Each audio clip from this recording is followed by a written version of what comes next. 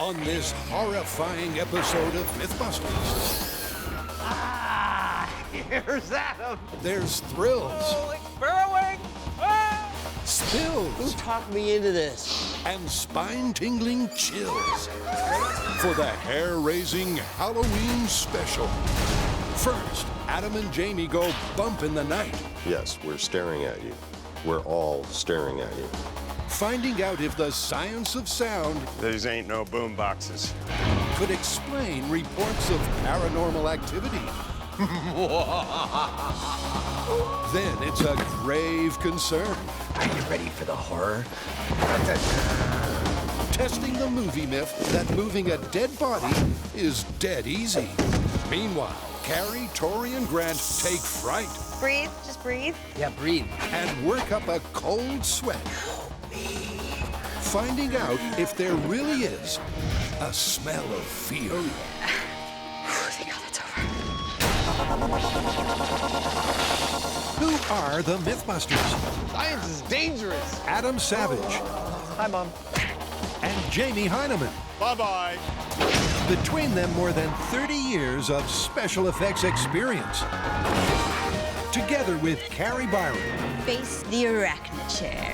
Grant Imahara, Nothing to touch me. and Tori Belleci. It's a cute little bug of death. They don't just tell the myths, What more do you need to know? they put them to the test.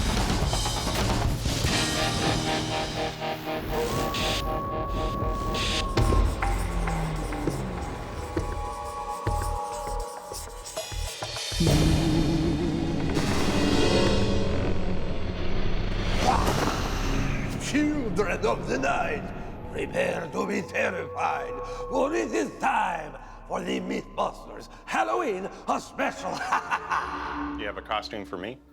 Would you even wear one? No. Then we don't. So what's on the roster for the Halloween special?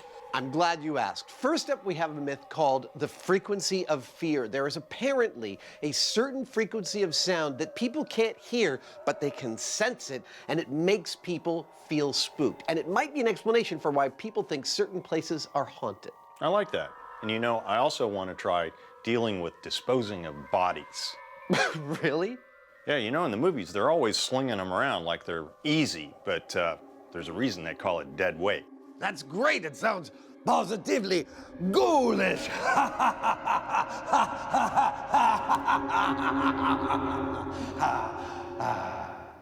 There we go. Yep, be afraid. Be very afraid. Because Adam and Jamie have doubled the dread for a duo of disturbing myths. And first up is an audio anomaly. There's no shortage of folks reporting that they see dead people. But science suggests that this paranormal activity could all be down to inaudible sounds. Could the vibration of household appliances at the supposed freaky frequency really make you see a ghost? So what's the plan for frequency of fear? Well, the specific frequency turns out to be 19 hertz. It's subaural, which means you can't hear it. But to give ourselves the best chance that someone might be able to sense it, I think we need a big, fat speaker stack that can generate 19 hertz at a fairly high intensity. Sounds good. So we can be scientific and all, why don't we get, say, 4 separate cottages that are already a little spooky? Ah, and we'll only play the sound in one of them. Yeah, and if they're already a little spooky, maybe the tone will send them over the edge. Oh, that's terrific. All right, let's do it.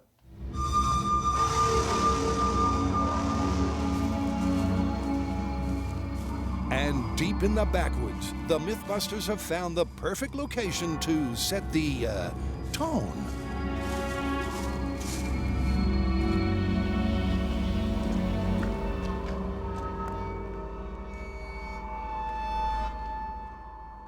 Where's Jamie?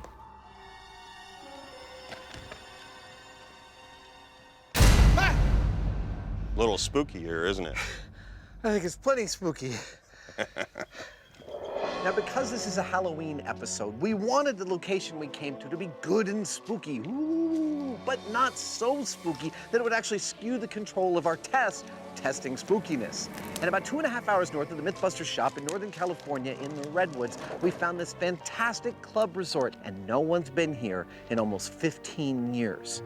It was once beautiful, now it's simply perfect for us. They're perfect for our purposes because despite small cosmetic differences, each of our 4 cabins has a nearly identical layout. We will, however, only be applying our infrasound treatment to one of the 4 cabins, and we'll be trying to find out if there's any meat to this myth, i.e., does a statistically significant majority of our volunteers find that cabin to be the haunted one? Perfect. Indeed. And to generate that hum, These ain't no boom boxes.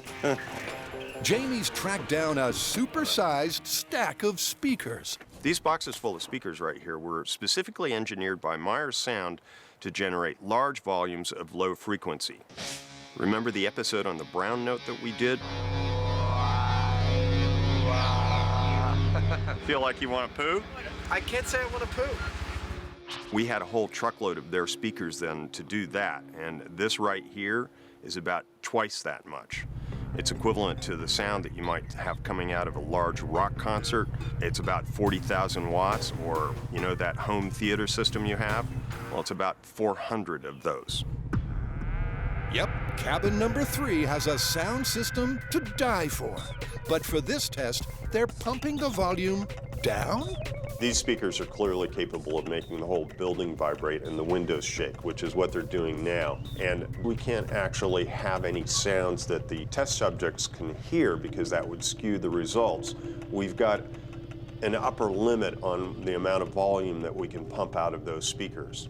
So we're going to have to tune this back just to the point where there's nothing audible, including rattling, and we'll work with that. Indeed. So Adam preps for a little cabin fever.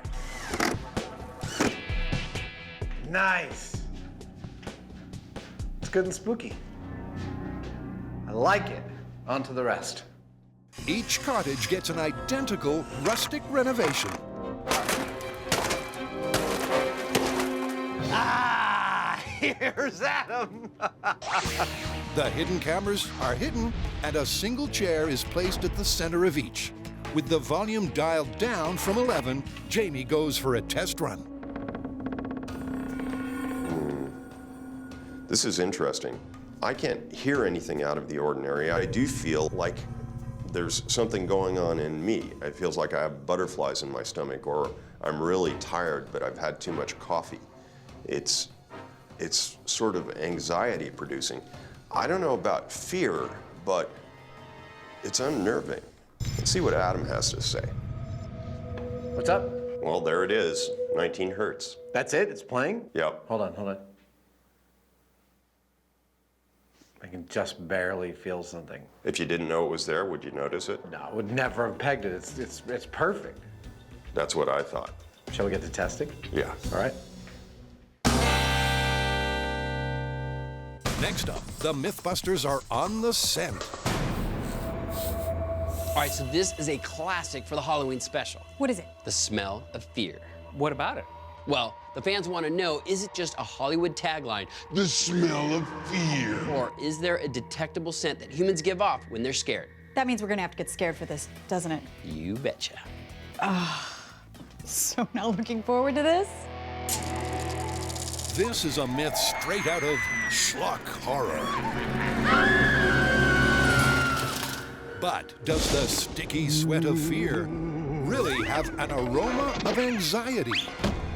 And would that stink be whiffy enough for a human nose to sniff it out? So if there is a smell of fear, it must be something secreted in sweat. Exactly. So why don't we set up an experiment where we're collecting normal sweat as we're exercising as a control, and then we'll collect more sweat while we're being scared. All right, then we take those samples, bring in some volunteers, and see if they can smell the difference between fear and non-fear sweat. Cool, but you know what that means. It means we're gonna have to devise some kind of torture for our fear sweat samples. Well, you remember cold feet? How could I forget? Well, apparently our fans are demented and they want to torture us with more creepy crawlies. So they've come up with a list of things. We're gonna pick 3 and then each of us will pick one out of a hat. Sort of like a sick and twisted lottery where none of us really wins. Great, I can hardly wait. But you know, before we get to that, we should get out the treadmill so that we can get our control samples. Good idea, stall as long as we can. Yeah. Yep, it's time to get a little steamy and sweaty for science. Okay, time to collect your sweat sample. Yeah, get in there, guys. No, you put your sweat capturing pads on yourself. Be my guest. No. Ultimately, they'll pit this exercise sweat against their scared secretions.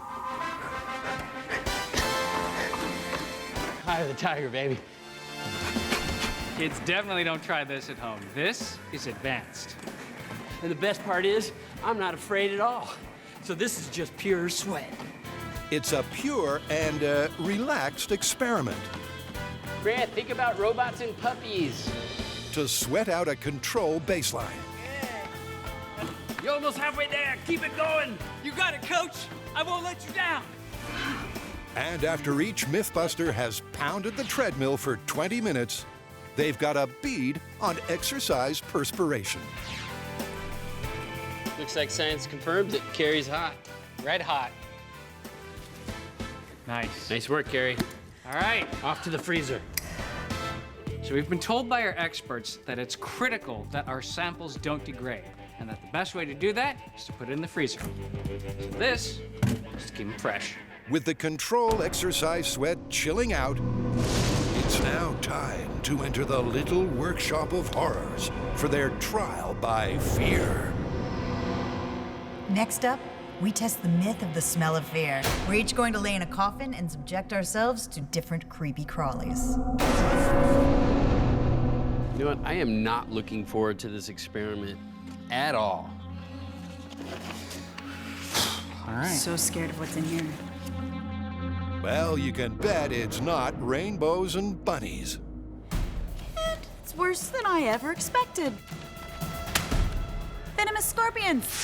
They sting. You're horrible, sick people. Yep, 7 minutes in a coffin full of scorpions should ensure some petrified perspiration. Time to get in the coffin. Oh, God, Halloween used to be my favorite holiday.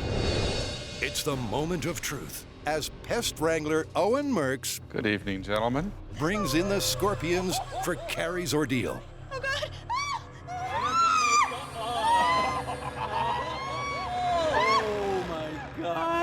From the get-go, Carrie is terrified.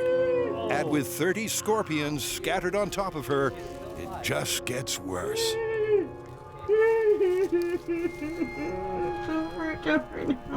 3 minutes in, and her arachnid friends are getting a little too friendly. Oh! That one's biting her fingernail. Is that a sting? It's fine, it's clawing me. Oh, actually, you know what? He thinks her nail is a bug. Carrie tries her best to stay as still as possible so as not to disturb the scorpions. I can't stop shaking my foot. I can't stop shaking my foot. Stop it. I can't stop it. Wait, are you shaking it or? No. You know what, Carrie? I've seen you in a lot of horrible situations, but I think this is the most scared I've ever seen you. 9, 8. Well, time flies when you're not having fun. And soon, Carrie's 7 minutes are up. Are they all off of me? Yeah, You're gone. You're totally clear. You're good. You're good. How do you feel? Was that fear-inducing? Oh, my God. We'll stick your fear pads in the freezer. Oh. Dude. This is the worst day. Today sucks. Oh, okay. I gotta say, being covered in scorpions when they're on your face and the uncontrollable shaking and knowing that they sting if you move worked. Oh my gosh. I was definitely scared. I'm definitely scared. I've got a good sample for you right now. There's fear drenching these right now. These are fear drenched pads. Good job. Oh. Yeah, man. Oh, there's a smell to fear. Nice work, Carrie. Oof. Oh my God. Whew, thank God that's over. It may be over for Carrie, but for Tori and Grant, the terror hasn't even begun. Oh, it's burrowing. Oh!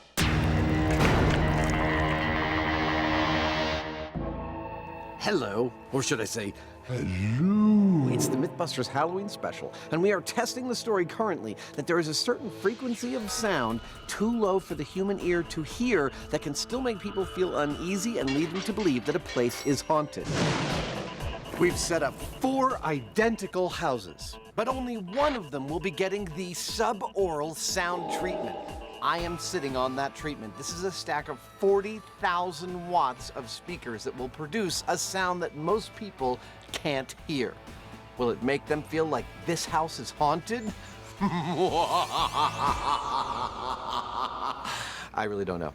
Well, you're about to find out, as the first set of our 10 volunteers has arrived for a very strange meet and greet. Howdy. In order to put our test subjects in a proper frame of mind for this experiment, we want them just a little bit spooked.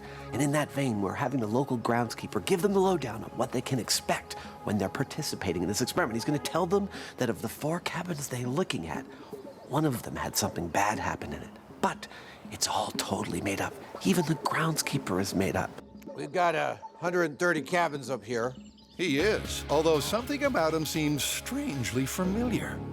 You're gonna look at 4 of them. And one of those 4, something bad happened. Now, we'd like to know if you're sensitive enough to tell us which one. Thank you. Now remember, the 19 hertz frequency is too low to be detected by the human ear. But will the wave produced be so unsettling that it convinces our volunteers that cabin 3 is haunted? The thing is that this 19 hertz frequency is very low, and such low frequencies have the capability of penetrating walls of buildings quite well. So with that in mind, we're only going to turn it on when our test subject enters the target house, and in that way he'll have a specific reaction to that house and none of the others. With everything set, Adam and Jamie retire to Haunted Hum HQ to watch the test. Let's find out what they actually think. Shall we unleash the contestants on our fear parade? One at a time. Okay. Let's bring out the first contestant. And that first contestant is Tiffany, who heads to cabin number 1. Yes, we're staring at you. We're all staring at you. How do you like that? Where she sits silently for 3 minutes until Adam gives the command to move to cabin 2. 3, 2.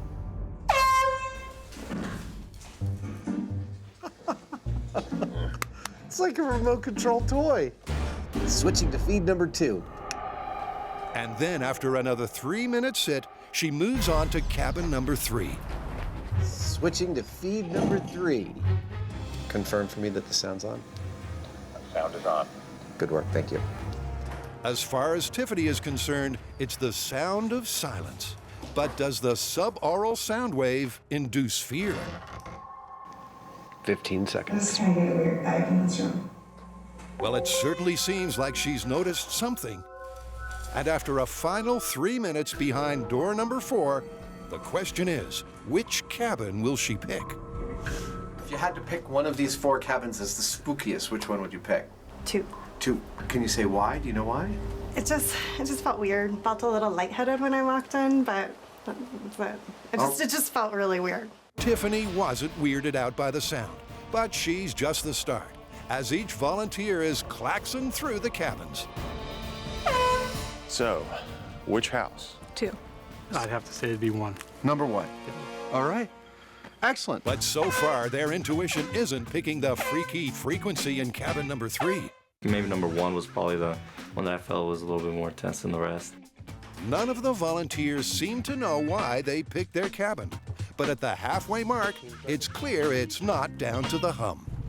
Well, we're halfway through our testing, and so far, house number 3, the one with the sound, is not outstanding in any way. It's not looking good for spooky sounds.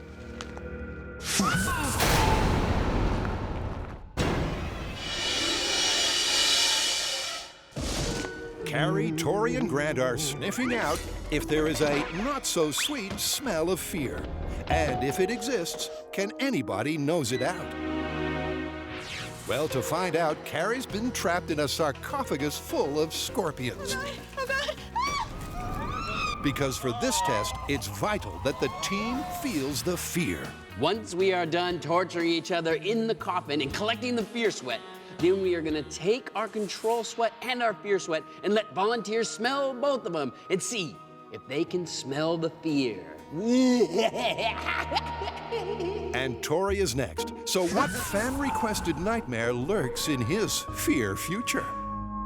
And it turns out I got snakes. Now, when I was a kid, I was bit by a snake, so the thought of being stuck in a coffin filled with snakes, it gives me no joy whatsoever. I mean, my first instinct would be to block it out mentally, not focus on the snakes, but we have to feel the fear so that way the fear will get into our sweat. This is gonna suck. Okay, Owen, bring on the snakes. One by one, 20 snakes are slithered out onto Tori. Oh, crap. Oh my gosh! I'm just gonna lay this down right here. These are the small ones? These are the little ones. Oh my god! Oh god, it's so big! It's so big! Now we're done. And as the timer starts, Tori's anxiety is clear. I'm tired of my monkey fighting snakes and this monkey, they're just going on my shirt. Oh. But as more snakes seek out his body heat, Tori starts to really lose his cool. Don't move your chin. Oh! He wants to say hi. Oh my gosh! Gonna kiss. He's gonna give you little kisses. He wants kisses. Until finally 7 minutes are up, and Tori can't wait to get every last snake back where it belongs. He's my friend, all right? He's down my, yeah, he's in there. Oh, yeah. I'm exhausted. I honestly didn't think it was gonna be as bad as it was, but it was like one snake after another. And I'm not talking little snakes. I mean, they were giant. And then the worst part is they would just move around and you could feel them like looking for places to go. And one actually went up my sleeve and came out of my chest. I guarantee you, if there's a smell of fear, I captured it on this experiment. So with Tori's sweat on ice, the lucky last to face his trial by terror is Grant. And the bad news is, rats. Okay, I'm ready to do this. You know what? I at first thought that I got the worst deal, and then after you, I thought you got the worst deal. But now I've smelled those rats, I think Grant got the worst deal. Yeah, after smelling those rats, you're gonna have a good time. 50 rodents are piled up on Grant. And then Carrie asks the question Grant didn't want to think about. Can they burrow in through clothing? They can burrow through clothing, they can burrow through walls, they can burrow through floors. There's very little in this world that'll stop a rat.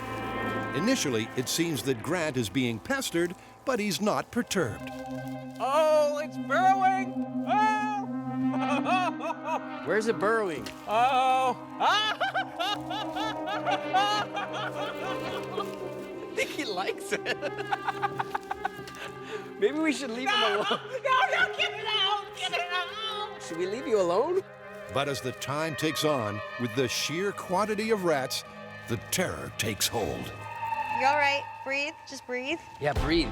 Breathe. There you go. And finally, after 7 minutes of rat attack, the rodents are rounded up. And Grant's torture is terminated.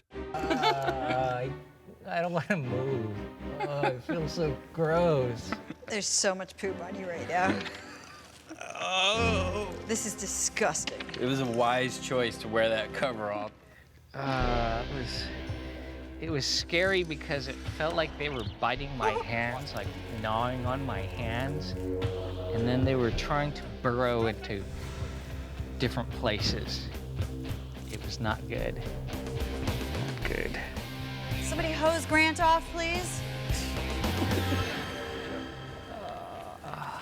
Now, I would have to say, this is probably the most disturbing and terrifying experiment we have ever done on the show. But the thing is we had to do it. We had to be in a true state of terror in order to thoroughly test this myth. Now, there's no doubt in my mind that all of us were scared.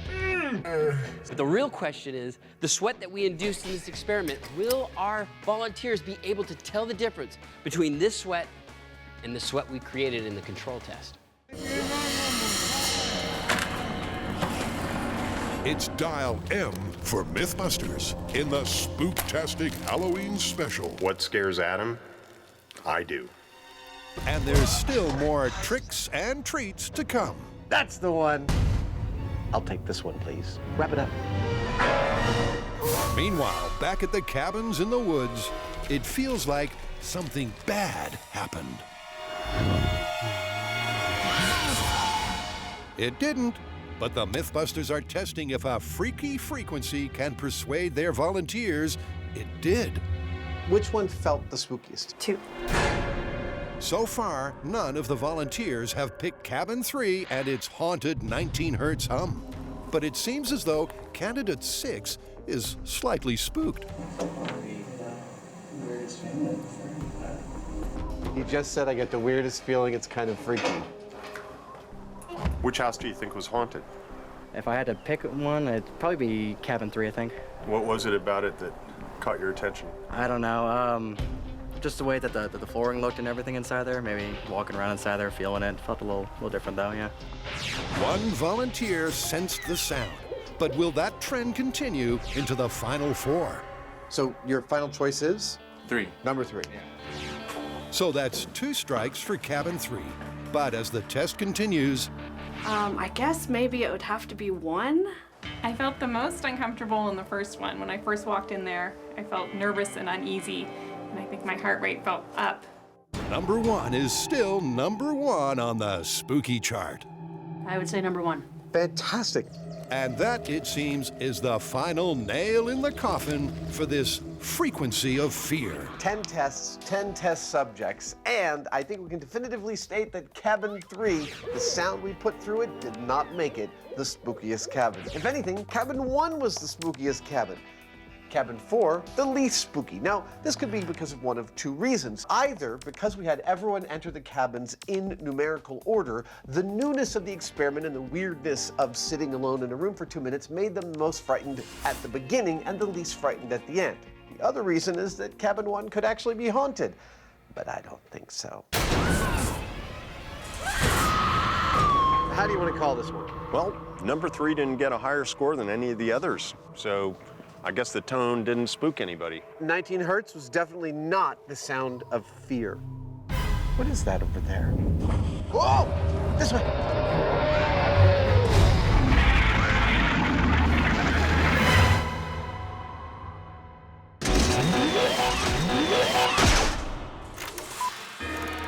Characters in horror movies have a nose for trouble. But does that trouble have a nose? Is there really a detectable scent of fear? After their close encounters of the creepy kind, the MythBusters have some seriously scared sweat samples. But before they test them on human noses, they're giving them to a mechanical nose, or the gas chromatography machine.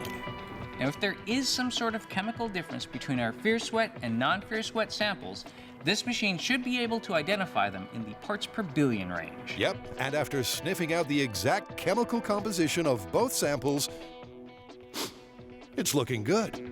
All right, Steve, what are the results of our tests? Well, we've seen differences in both the fear and non-fear sweat examples in each of your tests. Really? Really. There's pretty good indicators that there's a difference from fear. Well, good. That's great for our myth. I mean, now that we know that there might be a chemical difference, let's see if it can be smelled. Absolutely, because although the machine can smell the difference, to confirm this myth, the human nose must detect it too. All right, you guys, come on in. I promise I won't bite. Grant might. So, for our smell of fear experiment, it'll be double blind, meaning neither the volunteers nor Tori, who's administering the test, will know what sample is what. Now, each volunteer will be given 2 jars, A and a B. There are 4 possibilities. Either A has the fear, B has the fear, they both have the fear, or neither has fear in it. What'll happen is they'll mark down the results, and at the end, we'll tally everything and see how they did. It's a methodology that should leave no nose unturned and ensure a definitive result on whether the smell of fear can be detected. One by one, the secretion sniffers are brought in. Take a nice deep breath. Now, according to the gas chromatography, there is a discernible difference between samples. It's kind of weird to be smelling another man's sweat, huh? Yes, it is. But is that a difference that the human nose can detect? And like an olfactory factory line, the test runs smoothly, and the volunteers nose out that aroma of anxiety. All right, so we're halfway done. And the good news is we've got 3 right. The bad news is that's out of 36. So it's not looking good for the myth so far. It's not looking good. And after another 6 volunteers and 36 tests, I think my nostril hairs are starting to burn. it seems that when it comes to smelling fear, it's not as easy as the myth would have you believe. Now remember, we had 12 volunteers. We put them through 6 tests each. Now let's just say, hypothetically speaking, All right, this is sample A. if they were randomly guessing, just writing down any number that they thought, they'd have a 1 in 4 chance of getting the right answer. Average over 6 tests, that gives you 1.5, or somewhere between 1 and 2 right answers. Our volunteers got somewhere between 1 and 2 right answers. So basically, they didn't do any better than if they were randomly guessing. What does this mean? Well, if there is a smell to fear, the average person can't smell it. Clearly, the average nose is altogether too average to smell the fear. But what about an expert nose? With our smell experiment, it turns out that our volunteers had a really hard time distinguishing the difference between the smell of fear and non-fear. What's wrong? Your nose is getting too saturated? Maybe too much fear in your nostrils? But our gas chromatography showed that there is a difference. So, this is the last chance for this myth. We're bringing in a smell expert to see if she can detect the difference. Enter Pamela Dalton, odor scientist and aroma authority. All right, Pamela, so you are expert nose. Can you tell us a little bit about your background? Well, I'm a scientist who studies how people smell odors and how that makes them behave or feel. And so in the context of that, I've smelled a lot of different odors over my career. All right, well, it's time for us to put you to the test. Are you ready? I am. Just like the volunteers, Pamela takes a sample sniff and writes down her answers. Have they told you where we've collected our samples from? But unlike the volunteers, Pamela seems to know exactly what she's smelling. That's a true professional at work. In fact, after 6 tests, the results are startling. That's 5 out of 6. Dude, that's 83%. There's no guessing involved here. She knows. Yep, because the chances of Pamela guessing right 5 out of 6 times are 3 in 1,000, which means this myth just won a reprieve. Clearly, Pamela aced that test, but now we want to put her nose to the ultimate challenge. We want to see if she can pick out one fear sample amongst 20. Now, unfortunately, that fear sample has to come from someone, and that someone turns out to be me. Looks like Carrie and Grant are going to get a chance to scare the crap out of me. Next, Adam and Jamie have a myth of grave concern. So how do you want to test dead body disposal? Well, you know, in the movies, they're always making like it's so easy to drag these bodies around. They're like pulling them upstairs, putting them in closets. Right, they roll them up in a carpet and shove them in the trunk of a car. Exactly. So why don't we set up some sort of an obstacle course where we do that with these bodies? Dead body disposal Olympics. I love it. You know what we should finish with? Digging a shallow grave. They always make that look like it happens in just a few minutes in the movies, and I'll bet it's harder. But the thing is that, you know, this isn't just about the weight, it's also about the shape of these bodies, so we really need to have a pretty good human analog. You're totally right. The Hollywood body of evidence is clear. Moving, hiding, and disposing, it's all dead easy. But could you actually carry it off in reality? Well, to find that out, are you ready for the horror? they've got this, a super realistic simulated cadaver, or Sindaver. Now, our Sindaver is a fantastic human analog, but I'm going to wrap him in some cling wrap just to keep all his bits together. With the 150-pound Sindaver all wrapped up, the dress code is John Doe. Excellent. There we go.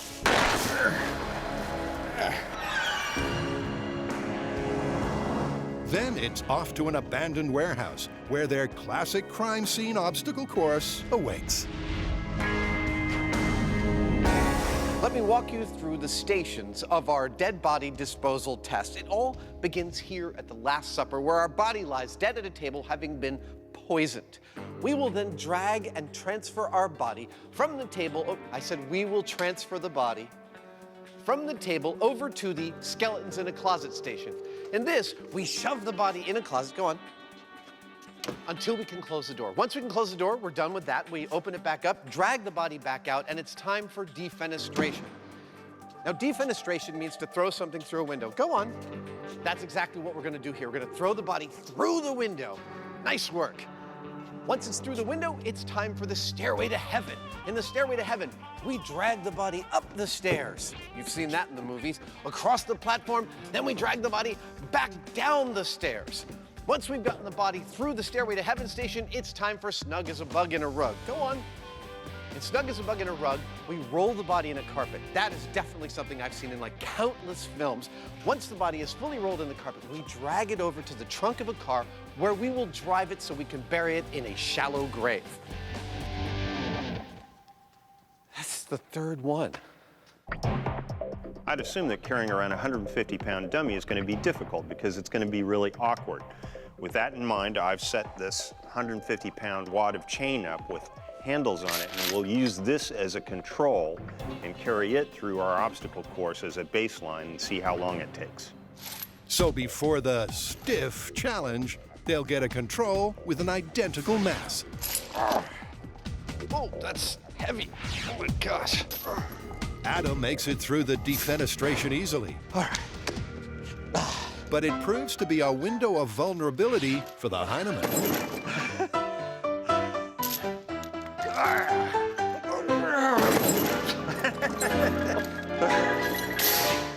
And while Jamie's struggling, Adam has lurched over the stairs. I'm the ghost of Christmas past. As you'd expect, maneuvering a solid 150-pound weight takes its toll on them both. And their mafia stamina starts to fade. I don't even know how to lift this. Actually, here we go. Dragging into the car.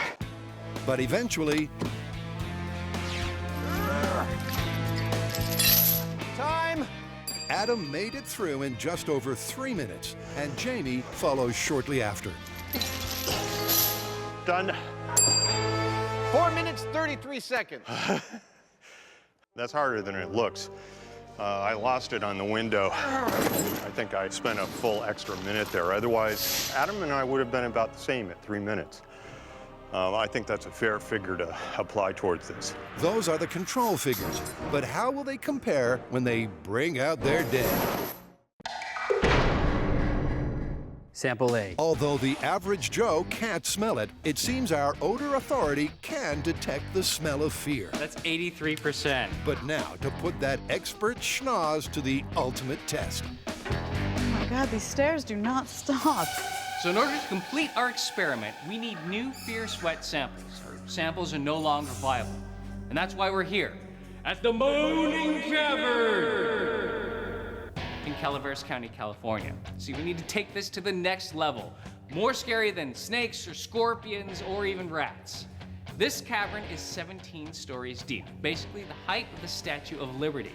Tori is going to rappel down through a tight, dark space at the top, all the way down to the bottom of this cavern.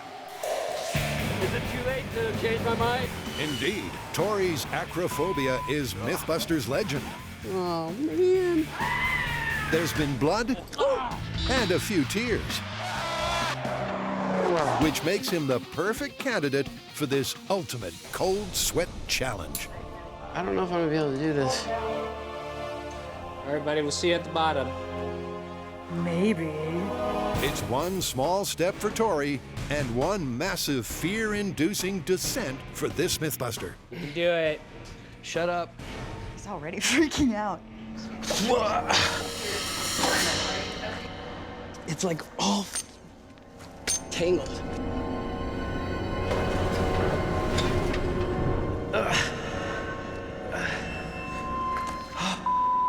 I know some people enjoy this, but I'm not one of those people. It's all work and no play for Tori. I've never seen Tori panic like this before. He's cool in every situation. He's freaking out. Everybody has to have a weakness. Who talked me into this? And eventually, after 170 feet of pure terror, Okay, bring you over. And you're on solid ground. he gets back to terra firma. That scared the crap out of me. There was a point where my ropes were tangled up there, and my arm was getting caught in the ropes, and I started slipping.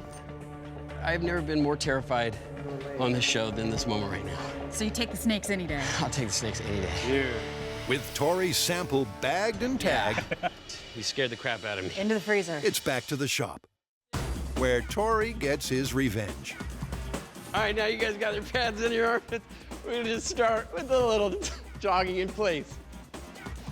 Ready for some push-ups, and down.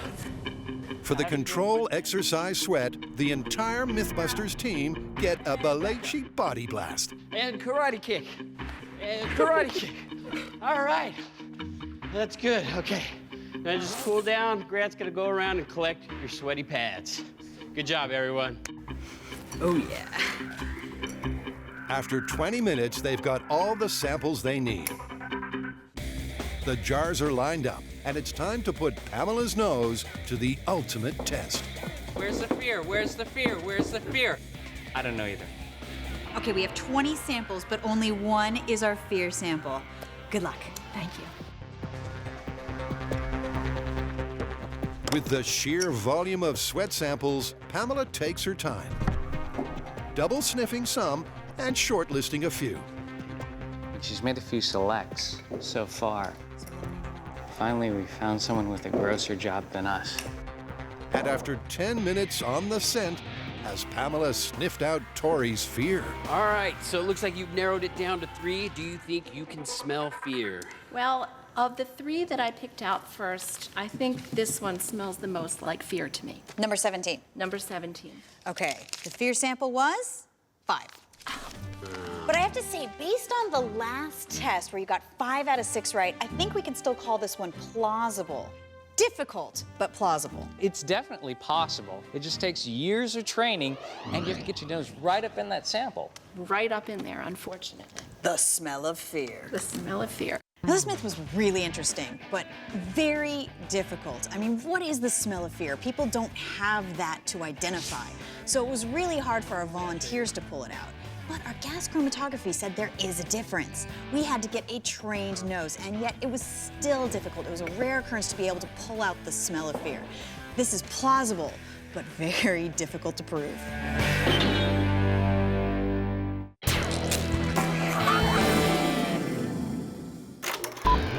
According to this movie myth, moving a dead body is dead easy. However, it's far from simple to move a dead weight. So, will it be a stiffer competition with the eerily realistic body? I have to say, I was spent by moving around 150 pounds, and I thought that was going to be the easy part of the test. Now, I am totally not so sure. But there's only one way to find out. Here we go. All right, Jamie, I'm ready. 3, 2, 1, go. Here we go. Come on, buddy. Into the closet with you. From the start, Adam has little difficulty maneuvering John Doe. Okay, here we go. To the window. Because although it weighs the same 150 pounds of the control, Here we go. To the stairs. the distribution of that weight He's going much faster. means Adam is getting the body through the course dead fast. Time. Well, shut my mouth. I swear that was far easier than moving around a solid 150-pound weight. Far easier. In fact, Adam got his stiff through the obstacles in less than half the time of his control. That is surprising to me. It was a lot easier than I thought, and it was also a lot creepier than I thought. We've never had a physical analog as good as the Sindaver. And the thing about it being so good is it feels just like moving around a real body. Not that I've ever done that. It was just creepy. I'm glad to be done with this test. Are you glad to be done? Yes, I'm done. All right, let's go.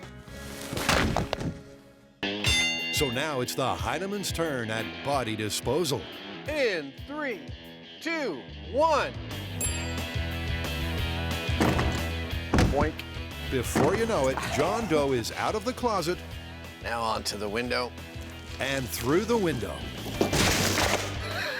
Nice form. Because his human form... Oh, he's doing an interesting carpet technique. ...makes hauling him into the trunk...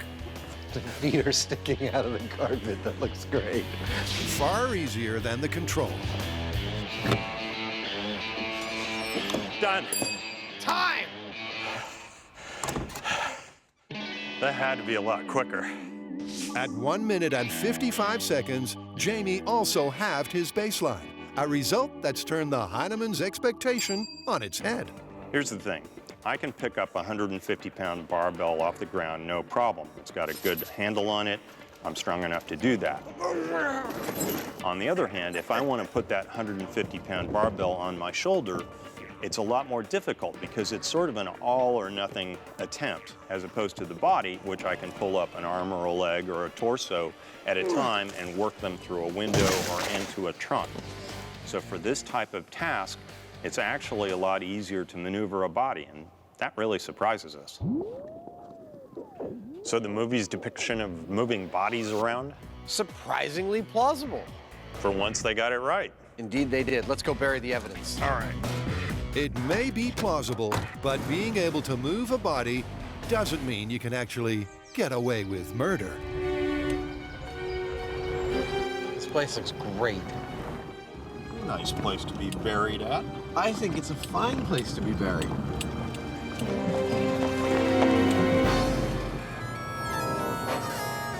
All right. And now, the final macabre myth of this MythBusters Halloween special. This looks about right. According to the movies, you can dig a shallow grave in 20 minutes flat. But just how shallow is shallow? Now for us, that puts it down at about 2 feet deep. So that's how deep we're gonna dig our graves. That 2-foot target seems simple enough, until you run up against the reality of solid earth. I'm having to take little chunks at a time. This is gonna take me hours. Yep, even a shirtless Heinemann isn't able to match the mythical 20 minutes. The annoying thing about doing this is that I know for a fact it would take me 1 scoop of a backhoe to do the same job. Take all of 30 seconds. That's a little over 2 feet. I think that ought to be deep enough to keep the animals from getting at them. Time to chuck them in. And after over 2 hours of digging the dirt, the myth is clearly busted. I wish we had picked a place with nice, soft, loamy dirt. So all that remains is to close out the show. Well, we hope you've enjoyed the MythBusters Halloween special. Jamie, give them your Halloween wishes. May your corpses be light and your dirt be soft. Indeed. Happy Halloween.